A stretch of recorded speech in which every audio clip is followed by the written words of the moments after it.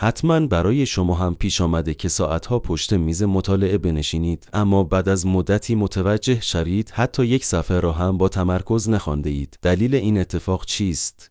یکی از مهمترین عوامل کاهش تمرکز استفاده بیش از حد از گوشی موبایل و شبکه‌های اجتماعی است. هر بار که صفحه گوشی را چک می‌کنیم، مغز از مسیر مطالعه خارج می‌شود و برای بازگشت به تمرکز به چند دقیقه زمان نیاز دارد. عامل بعدی کمبود خواب است. وقتی بدن و مغز به اندازه کافی استراحت نکنند، قدرت یادگیری، دقت و حافظه به شکل محسوسی کاهش پیدا می کند. محیط مطالعه هم نقش بسیار مهمی دارد. سر و صدای زیاد، رفت و آمد افراد یا روشن بودن تلویزیون باعث می شود ذهن مدام از درس فاصله بگیرد. استرس و نگرانی نیز یکی دیگر از دشمنان تمرکز هستند. وقتی ذهن درگیر مشکلات یا اضطراب باشد، انرژی کمتری برای یادگیری باقی میماند. نداشتن برنامه مشخص هم باعث می شود زمان زیادی را بدون هدف سپری کنیم و مدام بین درس‌های مختلف جابجا شویم.